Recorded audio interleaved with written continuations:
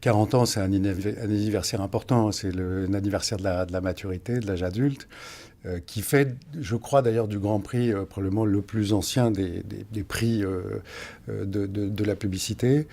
C'était de faire à la fois un événement pour le palmarès de cette année, qui est le palmarès du 40e anniversaire, donc d'un peu exceptionnel, et puis d'avoir un peu rétrospectif, c'est-à-dire regarder dans le rétroviseur et voir quelles avaient été les grandes créations de ces dernières années, et de redonner un peu de visibilité à Myriam, à la Fondation Abbé Pierre, à des campagnes Koukaï, Benetton, enfin ces grandes campagnes qui ont marqué l'histoire de la création en publicité extérieure. Et donc l'idée, c'était à l'occasion de ce Grand Prix de rendre un hommage à 40 années de création en affichage.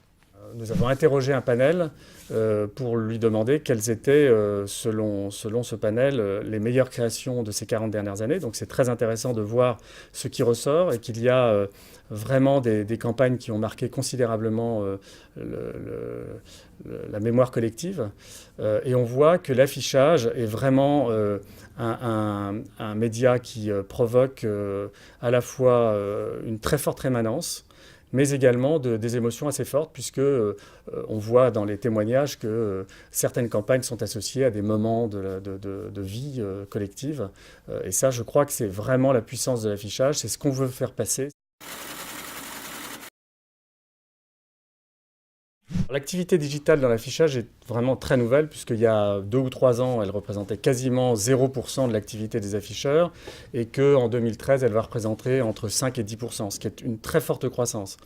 Donc c'est quelque chose dont on peut vraiment se réjouir. Il est clair que la création prend du temps, qu'il faut se l'approprier, et que si ce média se développe vite sur le plan de l'activité globale, c'est vrai que la partie créative est une nouveauté, et que donc il y a un effort à faire. Et dans le 40e Grand Prix, on va avoir bien évidemment un certain nombre de créations digitales, indéniablement, de très belle qualité, mais ça reste encore relativement modeste en quantité par rapport à la totalité de l'activité publicitaire de l'affichage qui est évidemment très importante. Les créations numériques, qu'on voit de plus en plus se développer en publicité extérieure, sont totalement intégrées dans la sélection du Grand Prix. Il n'y a pas de catégorie à part pour distinguer les créations numériques. Alors, ce qui est très intéressant, c'est qu'on va fêter le 40e prix de l'affichage et qu'en 40 ans, la part de cette activité est restée à peu près la même dans l'ensemble de la masse publicitaire des médias. Ce qui a beaucoup évolué, c'est la télévision et la presse. Mais la part de l'affichage est restée à peu près la même, à 11 ou 12% du marché publicitaire, ce qui est très intéressant. C'est tout simplement d'abord parce que c'est un média de puissance et qu'il reste le seul média de puissance maintenant de l'ensemble des médias, face à une télévision notamment qui s'effrite. Deuxièmement, il y a eu un effort de professionnalisation, et notamment dans la dédensification du nombre de panneaux. Les panneaux sont mieux placés, les panneaux sont beaucoup mieux exploités. Et donc, ça apporte une qualité d'audience bien supérieure à ce qu'on pouvait avoir il y a encore quelques années. Et donc, ça permet vraiment une très belle résistance de ce média dans un marché publicitaire qui est quand même en baisse globalement. Ce qu'il y a de très intéressant dans la fonction d'affichage, c'est qu'elle garde sa puissance, et ça c'est absolument incontestable, mais que par ailleurs elle développe une capacité affinitaire, une capacité d'engagement, en particulier notamment avec le digital qui nous donne cette capacité de dialoguer avec le public. Et donc cette double capacité, pour moi, est un atout considérable pour le média. Et dans les années qui viennent, je pense qu'on aura cette capacité croissante à lier la puissance et l'affinité, l'engagement pour les marques et au service des marques. On voit que les grandes tendances depuis 40 ans, c'est d'abord l'arrivée de très grands acteurs comme J.C. Decaux ou comme Claire Chanel, et que la tendance est à la consolidation de l'ensemble des acteurs nationaux. On voit bien qu'il y a quelques acteurs qui sont dans des périodes de transition et a priori cette tendance à la consolidation ne va pas diminuer. De là à prévoir ce qui va se passer, c'est assez compliqué. L'industrie devient de plus en plus s'intègre de plus en plus dans le monde des médias et que progressivement la notion d'audience, de qualité, de ROI s'impose et que donc ça ça conduit à une professionnalisation, à des consolidations qui sont assez inéluctables. La publicité extérieure a une particularité, c'est que chaque panneau dépend d'un texte édicté par les collectivités locales qui s'appelle le règlement local de publicité.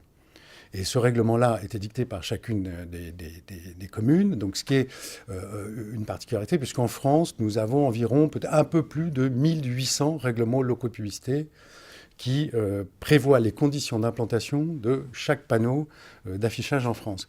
En règle générale, dans l'immense majorité des cas, le dialogue que nous avons, nous, en tant que professionnels, avec les collectivités locales, se passe dans de très bonnes conditions, à quelques très rares exceptions près, parce qu'en règle générale, on arrive à trouver un équilibre entre, d'une part, les objectifs légitimes de protection de l'environnement et du cadre de vie, et d'autre part, le dynamisme économique et commercial des collectivités locales. Et entre les deux, on arrive à trouver un compromis qui est assez satisfaisant. À quoi s'ajoute que tout le Grenelle 2 qu'on a connu ces dernières années, donc qui est apparu là, Grenelle 1, le Grenelle 2, les décrets d'application de cette loi, qui ont été un processus très long, sur plusieurs années, aujourd'hui nous permettent d'avoir un cadre à peu près stabilisé, à peu de choses près, à peu près stabilisé pour les années à venir, et qui va nous permettre de modifier les règlements locaux de publicité, à mon avis, dans assez bonnes conditions dans les années qui viennent.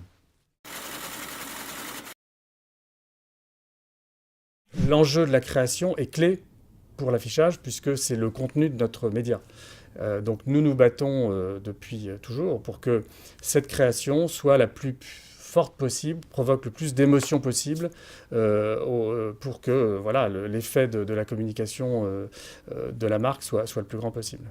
La grande nouveauté de ce 40e Grand Prix, c'est que le jury sera toujours constitué de créatifs, mais on va, lors d'une soirée de remise des prix du 40e Grand Prix, l'ouvrir à l'ensemble du marché, aux annonceurs, beaucoup, aux agences médias, aux partenaires des autres médias, et de cette manière-là, pouvoir montrer à d'autres que simplement les créatifs, à la fois le palmarès de cette année, du 40e Grand Prix, et puis tout ce qui s'est passé antérieurement depuis la création du prix en 1974. La prochaine présidence du Grand Prix va être assurée par Gérard Inger, président de Médiatransport, et qui, dès le lendemain de cette 40e édition, pour la 41e édition, on va commencer à réfléchir sur quelque chose qui maintienne le Grand Prix à ce niveau à la fois de qualité créative et puis de moments convivial,